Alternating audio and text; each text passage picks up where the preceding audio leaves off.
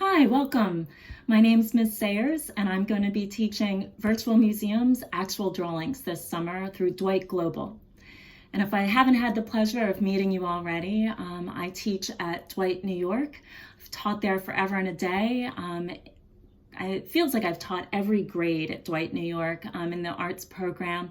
Currently, I teach grades 11 and 12 in the diploma program, Visual Arts Higher Level. But I also love spending time teaching youngest students in the Timothy House after school for their art club. For many years, I taught in the middle school, so generally I just love having fun and teaching art. I'm trained as a painter from Pratt Institute, and I find painting beautiful in the variety of media that are available. However, I have to admit that a lot of times I start with painting, but I end up with other media. I might end up with ceramics or large scale installation. I'm just somebody who's very tactile in my creativity, and I don't let restrictions of media get in the way. So I do find, though, that drawing is a great foundation. I do think that we have to be unafraid of drawing in whatever that means to us. I am somebody who likes to challenge rules.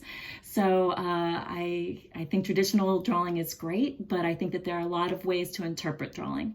And that's going to be sort of the foundation of this summer's program. So since a lot of us are unable to travel like we would like to this summer, we're going to do it virtually. I think that traveling is a great way to learn about a culture, but it's also a great way to investigate art and to come at the culture from a whole different perspective too. So we're going to start by jumping over to the Netherlands, and we're going to go to Paris and France, and we're going to go to China, and we're going to go to Australia. And at each stop along the way, we're going to look at specific artworks, and we're going to talk about the culture that we find there. We're going to talk about what we can observe and learn, as well as what research shows us. And we're going to look at the different techniques and try recreating some of it for ourselves. We're going to try interpreting it because we're perhaps I'm American, so I will be interpreting it, but sort of taking it and filtering it through our own lenses once we have a discussion, and hopefully come up with some great drawings that you're really proud of. We're going to be using a bunch of different media. We are going to start traditional. I'm going to pivot the camera here and show you. I have some materials set up.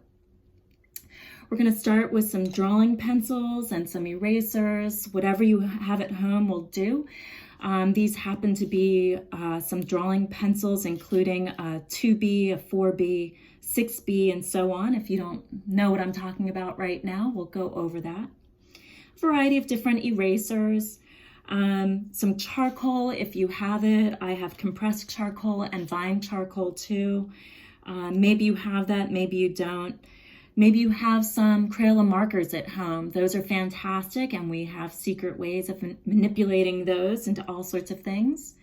I also have some blending sticks here that maybe you can purchase. They're just maybe 99 cents, but again, we can make these. Conte, maybe you're familiar with Conte crayons. These are great. They have a little bit of wax in them, so they're a little bit different from charcoal.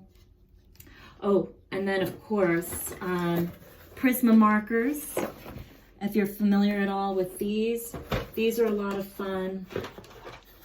And these sort of markers can be purchased if you're really into markers, but not necessarily. The Crayola will do the same thing. It's just that the Prisma have a nice fat tip, as well as on the other end, they have a super narrow tip.